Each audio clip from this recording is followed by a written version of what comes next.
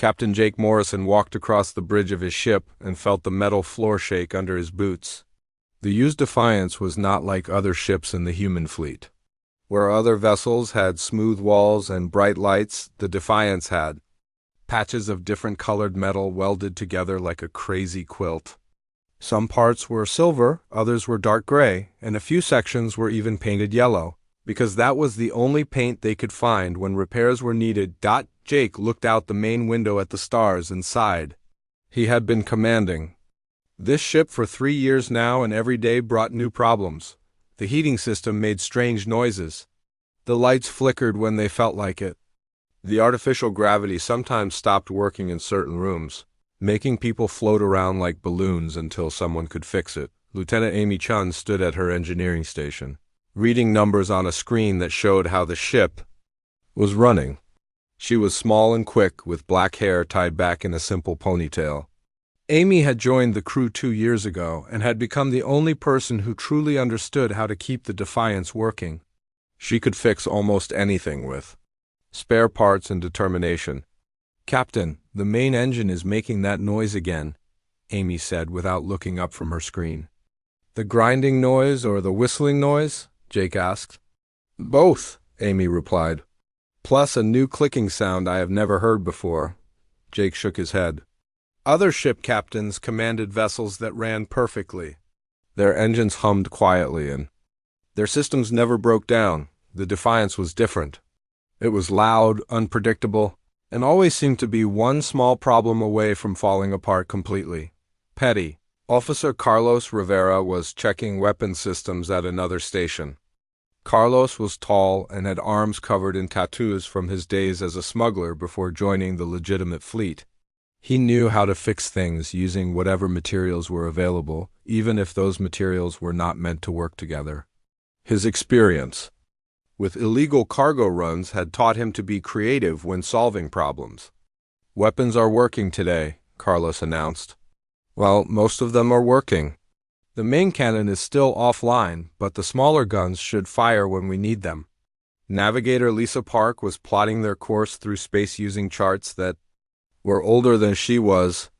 Lisa was young and smart, with the ability to find paths through dangerous areas that other navigators would never attempt. She could guide the ship through asteroid fields and around dangerous energy storms using instincts that seemed almost magical. "We are still 3 days away from our patrol area," Lisa said. "I found a route that avoids the radiation zone, but it will take us through some rough space." Jake nodded. Rough space meant areas where the laws of physics worked differently, where ships could be damaged by invisible forces or thrown off course by gravitational anomalies. Most captains avoided such areas, but the Defiance was already so patched together that a little more damage would hardly be noticed. The crew of 42 people who kept the ship running were all misfits in their own ways. Some had been transferred to the Defiance because they caused problems on other ships. Others had volunteered for duty on the ship because they enjoyed the challenge of working with broken equipment.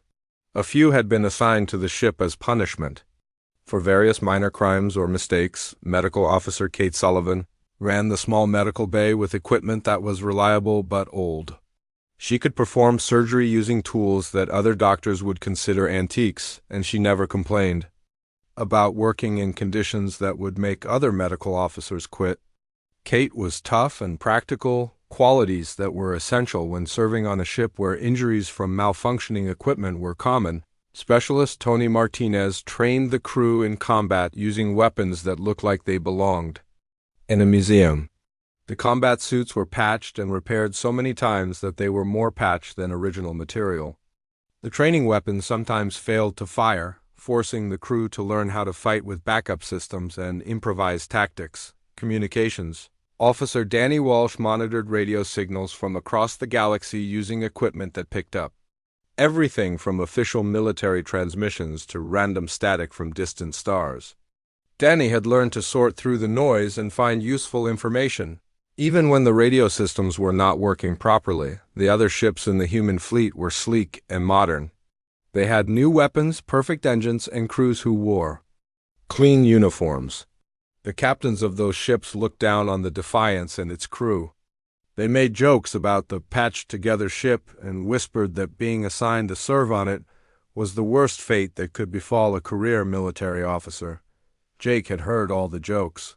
He knew that other captains called his ship the Flying Junkyard and the disaster waiting to happen. He knew that the crew was seen as a collection of failures and troublemakers who could not serve on real ships. He also knew that most people in the fleet considered the Defiance to be more of a liability than an asset. Commander Rick Hayes had made it clear that the Defiance was being sent to patrol the Outer Rim because it was the least important assignment available. The Outer Rim was where nothing interesting ever happened. It was a place where broken ships and problem crews could be kept out of the way, while the real military work was done by better vessels. Jake looked around his bridge at his crew and felt a strange sense of pride. Yes, the ship was falling apart.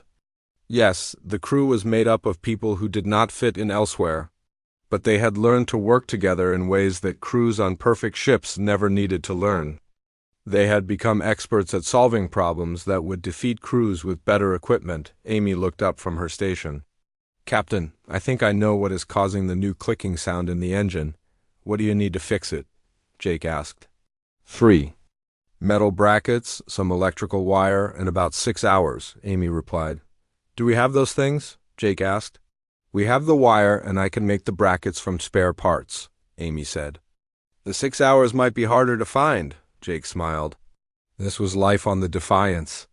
Every problem required creativity, and every solution led to new challenges. It was not the kind of service that most officers wanted, but it had become the only kind of service that Jake could imagine. 3 months had passed since the Defiance began its patrol in the Outer Rim, and Jake Morrison was starting to think that Commander Hayes had been right about nothing interesting happening in this part of space. The crew had settled into a routine of maintenance, training, and watching empty space through their sensors. Every day was the same until Danny Walsh picked up something unusual on the communications array. Danny was sitting at his station late at night when he heard fragments of transmissions that did not sound like normal space traffic. The signals were encrypted and came from multiple directions, but Danny had learned to recognize patterns during his years of monitoring communications. These patterns suggested that someone was coordinating large-scale movements across several star systems. "Captain, I think you should hear this," Danny called out as Jake entered the bridge for his morning shift. Jake walked over to the communications station and put on a headset. The sounds he heard were mostly static, mixed with brief bursts of coded transmissions. To most people, it would have sounded like random noise. But Danny had been tracking these signals for several days and had begun to piece together a disturbing picture. "I've been monitoring these transmissions for 72 hours, Danny explained. "The encryption is different from anything in our databases, but the timing and frequency patterns suggest coordinated fleet movements." "Multiple fleets, Captain." "Big ones." Amy looked up from her engineering station where she had been working on the mysterious clicking sound in the engines. "Different how?" she asked. 3 different encryption types," Danny replied. "One uses mathematical patterns that match Zephyrian crystal ship communications. Another uses biorhythmic encoding that the Coran Confederacy favors. The third type uses swarm coordination protocols that look like hive collective signals." Jake felt a chill run down his spine. The 3 most powerful alien civilizations in the galaxy rarely worked together. They had different technologies, different cultures, and different goals. If they were coordinating their activities, it could only mean one thing. They had found a common enemy. Lisa looked up from her navigation charts. "Captain, I have been tracking unusual energy signatures in the void sectors. Ships moving in formation, but trying to stay hidden. The energy patterns match what Danny is describing." Carlos stopped his weapons maintenance and joined the conversation. "How many ships are we talking about?" he asked. "I cannot get exact numbers," Lisa replied. "But the energy displacement suggests formations much larger than anything we have seen before. If these readings are accurate, we could be looking at hundreds of vessels." Jake ordered Danny to send an encrypted message to Earth Command reporting their findings. The response came back within 6 hours, and it was not what Jake had hoped to hear. Admiral Susan Brooks acknowledged their report but classified it as unconfirmed intelligence that required further investigation. What Admiral Brooks did not tell the crew of the Defiance was that similar reports had been coming in from intelligence sources throughout human space. Spy satellites had detected massive ship movements in 3 different sectors. Diplomatic channels had gone silent as alien governments stopped responding to human communications. Trade routes had been quietly abandoned as alien merchants stopped visiting human colonies. On Earth, emergency meetings were being held in conference rooms deep beneath military headquarters. Admiral Brooks studied star charts that showed the positions of all known human ships and compared them to estimated alien fleet strengths. The numbers were not encouraging. Humanity had expanded quickly into space, but their military forces were spread thin across dozens of star systems. The official decision was to recall all major fleet assets to defend the core worlds where most of humanity lived. The newest and most powerful ships would form defensive lines around Earth and the primary colonies. Older ships would provide support and backup for the main battle groups. The Defiance received new orders that were politely worded but clearly meant to keep them out of the way. They were to maintain their patrol route in the outer rim and report any unusual activity. The orders specifically stated that they should not engage hostile forces but should retreat and call for backup if threatened. Jake read the orders to his crew and saw understanding in their eyes. They were being told to serve as an early warning system, a way to detect enemy movements before retreating to safety. It was the kind of assignment given to ships that were not expected to survive a real battle. Amy had finally located the source of the clicking sound in the engines. It was coming from a modified power coupling that she had installed 6 months earlier as part of an ongoing project to improve the ship's efficiency. The clicking meant that the modification was working, drawing extra power from the main reactor and storing it in hidden capacitors throughout the ship. "I need to tell you something about those engine modifications," Amy said to Jake privately in his quarters. "They are not just efficiency improvements."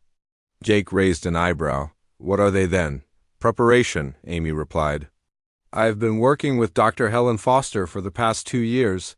She's a physicist who had some interesting ideas about quantum resonance weapons, ideas that the military rejected as too experimental. Dr. Foster had been dismissed from the military research program because her theories required thinking about combat in ways that violated conventional tactics. Her weapons were not more powerful than existing technology, but they worked differently. They turned an enemy's strengths against them and made weaknesses into advantages. Amy had been secretly installing Dr. Foster's modifications throughout the ship during routine maintenance. The mismatched hull plating was not just random repairs, but carefully positioned resonance panels. The flickering lights were part of a quantum displacement system. Even the artificial gravity problems were caused by experimental field generators that could confuse enemy targeting systems. "How much of the ship have you modified?" Jake asked. "Most of it," Amy replied. "The weapon systems, the navigation array, the power distribution network, even the communications equipment.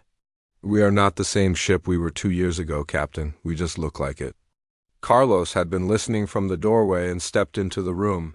"I helped with some of the modifications," he admitted. "The weapons pods hidden throughout the hull, the targeting systems that can track multiple enemies simultaneously, the armor that adapts to different types of attacks." Lisa appeared behind Carlos. "The navigation systems can do things that other ships cannot do," she said. "Maneuvers that should be impossible, course corrections that violate physics, evasive patterns that make us hard to hit." Jake looked at his crew and realized that they had been preparing for war while he thought they were just keeping an old ship running. They had turned the Defiance into something new while making it look like nothing had changed. Danny burst into the room with excitement on his face. "Captain, I just intercepted a clear transmission. The alien fleets are moving toward human space, all 3 of them together. They will reach the outer colonies in less than 2 weeks." Jake felt the weight of responsibility settle on his shoulders. The Defiance was the only human ship in position to observe the enemy advance. They could retreat and report as ordered, or they could stay and do something that might matter. Jake Morrison gathered his entire crew in the main cargo bay because it was the only space on the ship large enough to hold everyone at once. 42 people stood among boxes of spare parts and emergency supplies while their captain prepared to tell them something that would change everything. The lights flickered as usual and the floor vibrated with the rhythm of the modified engines, but nobody complained about the ship's quirks anymore. "I need to tell you the truth about what this ship has become," Jake began. "For the past 2 years, while we have been serving as the fleet's laughingstock, some of you have been secretly preparing us for a war that most people do not believe will happen." Amy stepped forward and activated a portable display unit that showed technical diagrams of the ship's internal systems. The images revealed a complex network of modifications that had been installed throughout the vessel during routine maintenance periods. Where other people saw random repairs and jury-rigged solutions, the display showed carefully planned improvements designed to work together as a unified system. The hull plating that everyone jokes about is actually a quantum resonance array, Amy explained.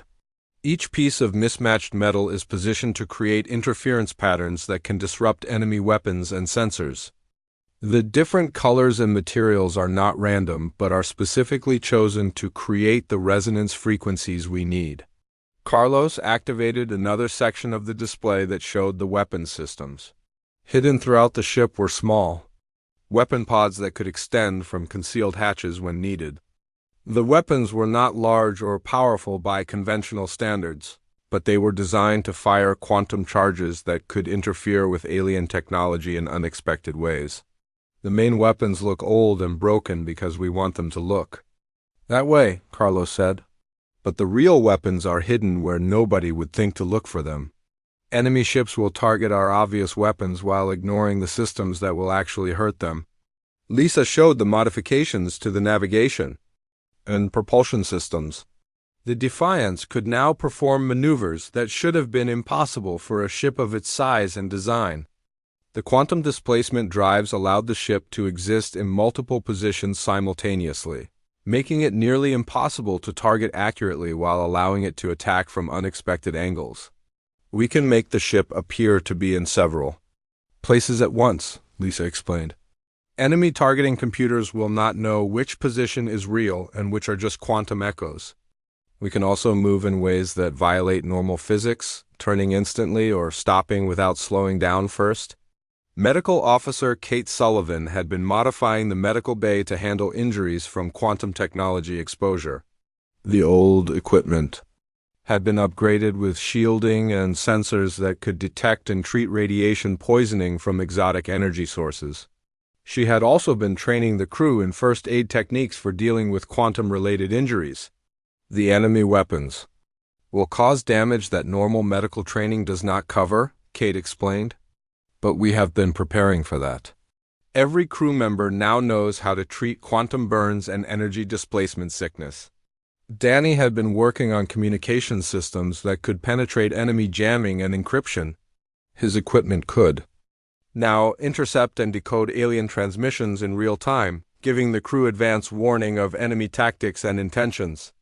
More importantly, he could broadcast on frequencies that would disrupt alien coordination systems. "I can listen to their conversations during battle," Danny said. "I can also make it hard for them to talk to each other by introducing quantum static into their communication networks." Dr. Helen Foster had designed the modifications based on her theories about human advantages in warfare. Humans were adaptable and creative in ways that other species were not. They could think of solutions that had never been tried before and could change their tactics in the middle of a battle. The modifications to the Defiance were designed to amplify these natural human abilities. The quantum resonance weapons worked by analyzing enemy technology and then producing energy patterns that interfered with how that technology operated. Zephyrian crystal ships relied on precise frequencies to maintain their structural integrity. Core and bio ships used organic nervous systems to coordinate their functions. Hive collective vessels depended on telepathic networks to maintain formation coordination. Each enemy type has weaknesses that they do not realize, Amy explained. The Zephyrians think their crystal technology is perfect, but it becomes fragile when exposed to certain resonance patterns. The Corans believe their living ships are adaptable, but organic systems can be confused by the right kind of feedback. The Hive Collective trusts their telepathic coordination, but quantum interference can disrupt mental connections. The crew spent the next week learning how to operate their modified ship. Every system worked differently than it appeared to work. The weapons controls looked simple but could target multiple enemies with different types of quantum charges. The navigation system seemed basic, but could plot courses through spacetime that other ships could not follow. Tony Martinez trained the crew in combat tactics that no military academy taught. They learned to use the ship's apparent weaknesses as advantages. The flickering lights were actually part of a targeting system that confused enemy sensors.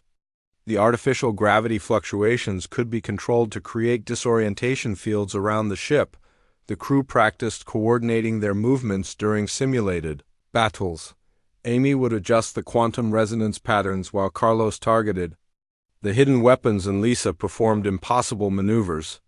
Kate monitored crew health during high-energy operations while Danny intercepted enemy communications and Tony coordinated defensive systems. Jake watched his crew transform from a group of misfits, operating broken equipment into a precision team, operating advanced technology disguised as junk. They were learning to fight in ways that no other human crew had been trained to fight. They were becoming something new. Long-range sensors detected the approaching alien fleet 2 days earlier than expected. The formation was massive beyond anything that human intelligence had predicted. More than 200 ships were moving in perfect coordination toward human space. Zephyrian crystal dreadnoughts that could slice through planets, Coran bioships that pulsed with living armor, and Hive collective carriers that could deploy thousands of fighter craft. They will reach the outer colonies in 5 days, Lisa reported. The Defiance is the only human ship in position to intercept them. Jake opened a communication channel to Admiral Brooks on Earth. The transmission delay meant that conversation was impossible, but he could send a message requesting permission to engage the enemy fleet. The response came back 4 hours later, and was exactly what he had expected. Negative, Defiance. You are ordered to maintain safe distance and report enemy movements. Do not engage. Repeat, do not engage. Fall back to minimum safe distance and provide intelligence on enemy fleet composition and movements. The orders were clear and reasonable. One small ship could not fight 200 alien vessels and survive. The smart thing to do would be to retreat and let the main human fleet deal with the threat when it reached the core worlds.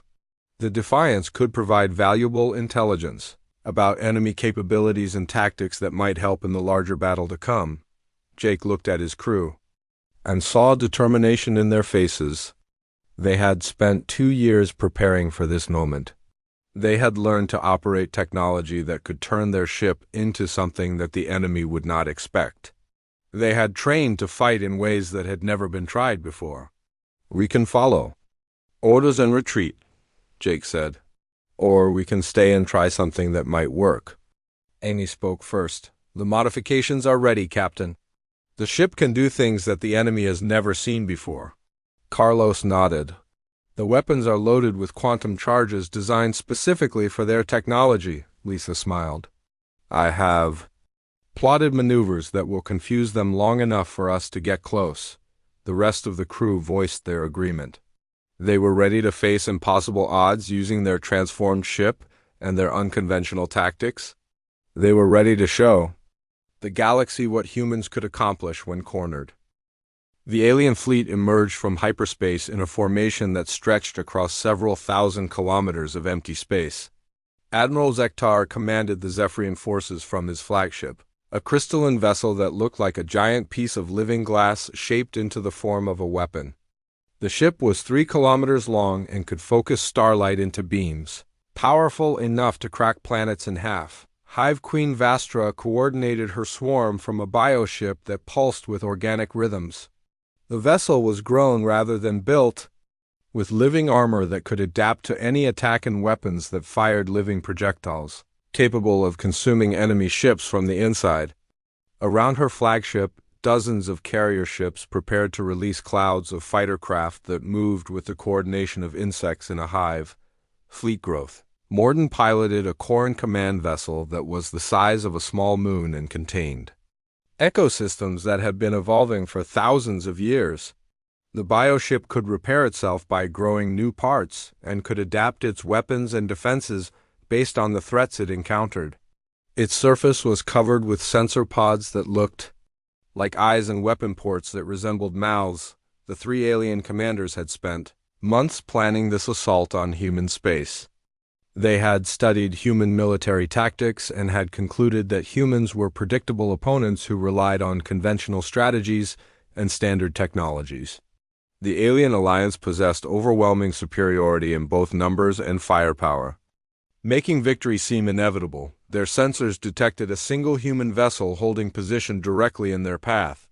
The ship appeared on their screens as a small dot that registered as obsolete technology and minimal threat level.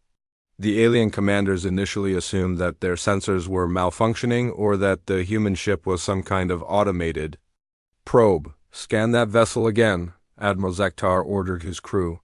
"Verify its classification and purpose." The results came back identical to the first scan. One human ship, approximately 300 meters in length, showing energy signatures consistent with outdated human technology. The vessel appeared to be armed with conventional weapons that posed no threat to modern alien warships. Hive Queen Vastra extended her telepathic senses toward the human ship and detected the life signs of 42 individual minds. The mental patterns showed determination mixed with fear, exactly what she would expect from humans facing impossible odds. She found nothing unusual about their thoughts or intentions. Fleet growth. Morden's bioship tasted the space around the human vessel, using chemical sensors that could detect the molecular composition of anything within a light-year radius. The readings showed standard human technology with no unusual energy signatures or exotic materials. "It appears to be a patrol ship," Admiral Zektar announced to his fellow commanders. "Probably assigned to provide early warning of our approach." "Should we destroy it immediately?" asked Hive Queen Vastra. "Let us offer them the opportunity to flee," suggested Fleet Growth Morden. "It will demonstrate our superiority and may demoralize other human forces when they learn how easily we brushed aside their defenses." The alien fleet opened a communication channel to the Defiance. Admiral Zektar's voice carried the confidence of someone who had never experienced defeat in battle. "Human vessel, you are facing the combined might of 3 galactic civilizations. Your ship is outmatched by a factor of several thousand to 1. Retreat immediately, and we will allow you to carry word of our power back to your leaders." Jake Morrison stood on the bridge of his ship and looked at the tactical display showing the positions of more than 200 enemy vessels. Each alien ship was larger and more powerful than the Defiance. Their combined firepower could reduce his ship to atoms in seconds. By every measure of military logic, the situation was hopeless. "Open a channel to the alien fleet," Jake ordered. "Danny, channel open, Captain," Danny replied. Jake spoke clearly and calmly. "Alien fleet, you are entering human space without authorization. Reverse course immediately or face the consequences." The response was immediate laughter that echoed across 3 different species. Admiral Zektar's translator conveyed his amusement in perfect human language. "Human insect, you command a single obsolete vessel against our mighty fleet. Move aside before we crush your pathetic ship as an afterthought to our main objective." Jake nodded to his crew. "All hands, battle stations. Amy, activate the quantum resonance array. Carlos, bring the hidden weapons online. Lisa, begin evasive maneuvers. Danny, start jamming their communications." The bridge of the Defiance transformed as hidden panels slid open to reveal advanced control systems. The flickering lights stabilized into steady patterns that indicated the quantum systems were charging. The artificial gravity fluctuations stopped as the field generators focused their power on creating defensive barriers around the ship. The alien fleet began its attack with casual confidence. Zephyrian crystal ships fired beams of focused energy that should have vaporized the Defiance instantly. The beams struck the ship's hull and were absorbed by the quantum resonance array, which converted the energy into power for the ship's own systems. Core and bio ships launched living missiles that were designed to burrow through enemy hulls and consume the ship from the inside. The organic weapons approached the Defiance but became confused when the ship's quantum displacement drives made it appear to exist in several locations simultaneously. The missiles circled helplessly. Unable to determine which target was real, Hive collective fighters swarmed toward the human ship in perfect formation, coordinated by telepathic links that allowed them to move as a single organism. Danny activated his quantum interference generators and flooded space around the Defiance with energy patterns that disrupted telepathic communication. The fighter swarm broke apart as individual pilots lost contact with the hive mind. Impossible, Admiral Zektar muttered as his weapons failed to damage the human ship. Increase power to maximum and target their engines. The crystal ships focused their combined firepower on the Defiance's propulsion systems. The energy beams struck the ship and were immediately reflected back toward their sources by the adaptive hull plating. 3 Zephyrian vessels found their own weapons, turned against them as the reflected energy overloaded their crystal matrices. Amy monitored the quantum resonance array and made adjustments to optimize its effectiveness against each type of enemy. Technology. Captain, the Zephyrian ships are vulnerable to frequency modulation at 847.3 terahertz. Their crystal structure becomes unstable when exposed to that specific resonance. Carlos targeted the hidden weapons and fired quantum charges that had been specifically designed to exploit Zephyrian weaknesses.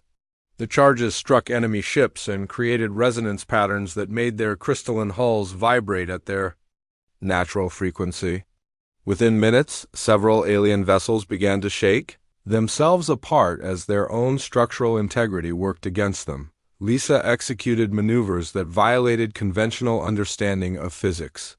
The Defiance turned without slowing down, stopped without applying reverse thrust, and moved in directions that should have been impossible given its apparent design.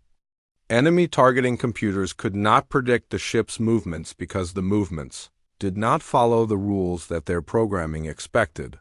Hive Queen Vastra extended her telepathic powers to their maximum range, trying to coordinate her forces despite the quantum interference.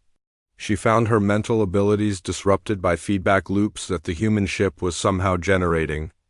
Their technology is interfering with the hive mind itself, she reported to her allies. Fleet growth. Morden's bioship began experiencing systematic organ failure as the Defiance transmitted patterns that confused its living systems. The ship's biological computers started processing false information that made them believe the vessel was under attack by its own immune system.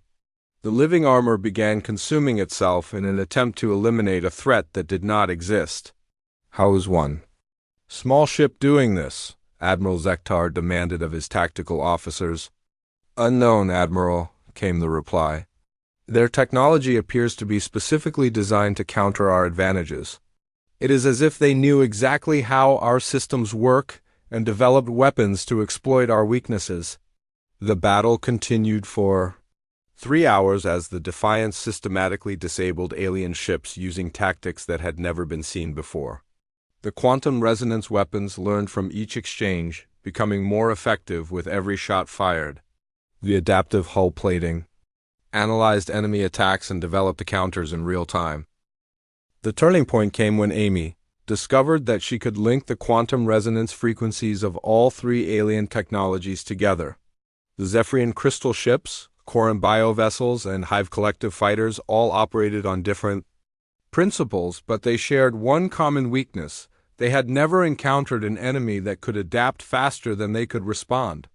Captain, I can create a cascade effect, Amy announced from her engineering station. If I modulate our quantum output to match all 3 enemy frequency ranges simultaneously, their own technologies will start interfering with each other. Jake watched his tactical display as more alien ships joined the battle. Despite their losses, the enemy still outnumbered the Defiance by more than 50-1. But the alien commanders were beginning to make mistakes as they struggled to understand how their superior technology was being defeated by what appeared to be an obsolete human vessel. "Do it," Jake ordered. Amy activated the Cascade protocol, and the quantum resonance array began broadcasting on multiple frequencies at once. The effect was immediate and devastating. Zephyrian crystal ships found their focusing systems disrupted by biorhythmic interference from nearby Corin vessels. Hive collective telepathic networks became contaminated with crystalline harmonics that drove their pilots insane. Admiral Zektar watched in horror as his flagship began resonating with the pulse patterns of a Corin bioship that was drifting nearby. The crystal structure of his vessel started growing organic components as it tried to synchronize with the alien biorhythms. Within minutes, his perfect crystalline warship had become a hybrid monstrosity that could neither think nor function properly. "All ships maintain distance from allies," he ordered desperately. "The human ship is somehow using our presence against us." But it was too late. The cascade effect was spreading throughout the alien fleet as ships of different species found their technologies becoming incompatible with each other. Vessels that had worked together perfectly for months suddenly became threats to their own allies. Hive Queen Vastra felt her telepathic connection to her swarm becoming corrupted with crystal harmonics and biochemical signals. Her pilots began receiving conflicting orders from multiple sources as their minds tried to process input from Zephyrian computers and Corin nervous systems. The careful coordination that made the Hive collective dangerous dissolved into chaos as individual fighters attacked their own allies. Fleet growth. Morden's bioship began incorporating crystal fragments and telepathic receivers into its living structure. The vessel's adaptive biology tried to integrate the foreign technologies, but the result was a ship that could not decide whether it was organic, crystalline, or telepathic. Its weapons fired randomly as different control systems fought for. Dominance. Carlos coordinated the hidden weapons to target specific points in the enemy formation, where the cascade effect was strongest. Each quantum charge amplified the technological interference, spreading the chaos to more ships and making it impossible for the alien commanders to regain control of their forces. "Enemy fleet cohesion is at 12% and falling," Lisa reported. "Their formation is collapsing as ships try to distance themselves from allies that are now seen as threats." Danny monitored alien communications and reported increasing panic among enemy crews. "They are trying to retreat, Captain. But their own technologies are preventing coordinated movement. The crystal ships cannot navigate while resonating with biorhythms. The bioships are attacking anything that sends telepathic signals. The Hive fighters have lost all coordination." Kate monitored the crew's health as they operated the quantum systems at maximum power.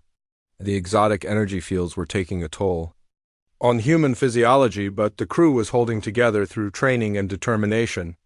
"All stations report green, Captain. We can maintain current operations for another 2 hours before fatigue becomes a factor."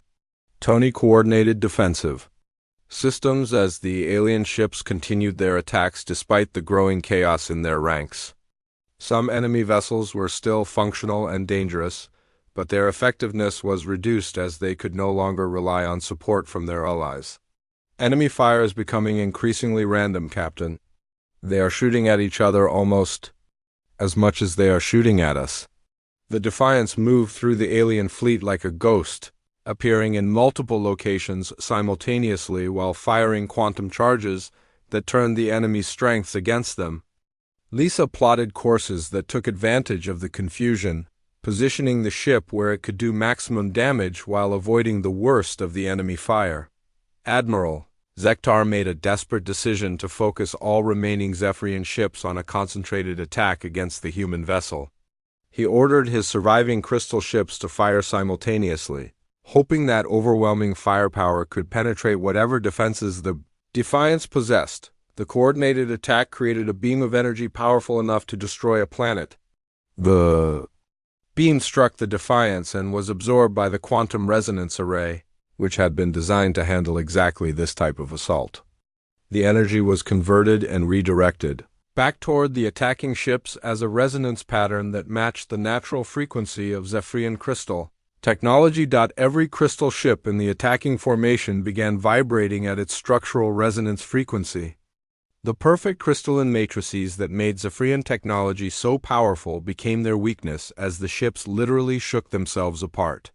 Admiral Zektar's flagship was the last to succumb, its crystal hull shattering like glass as harmonic vibrations tore it apart from the inside. Hive Queen Vastra attempted to coordinate a swarm attack using the few fighters that still maintained telepathic contact.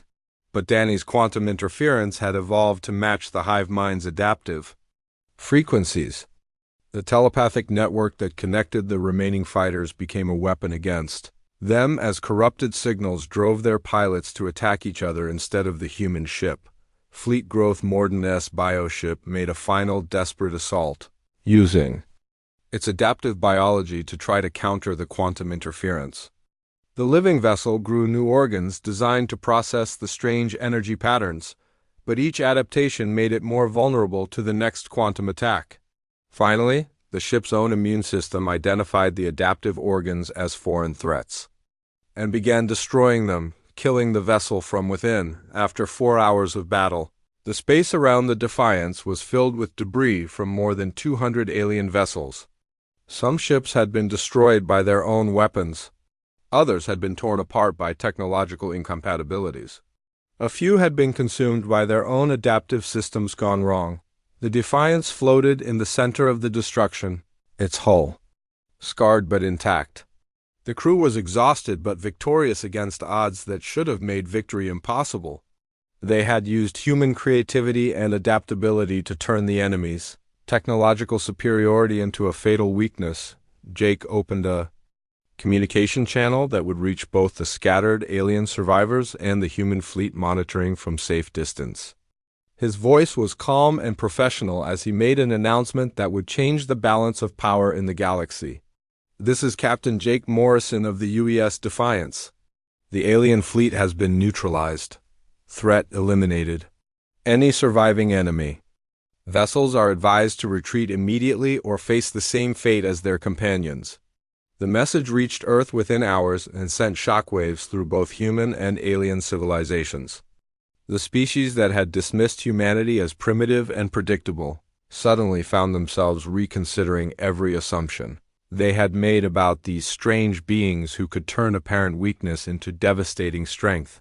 The warship that no one took seriously had just demonstrated that human ingenuity could overcome any advantage that technology or numbers might provide. The crew of misfits operating broken equipment had proven that determination and creativity were more powerful than perfect weapons and flawless tactics. Captain Jake Morrison and his crew had announced to the galaxy that humanity would not be conquered, would not be dismissed, and would never stop finding new ways to achieve the impossible when cornered and fighting for their survival.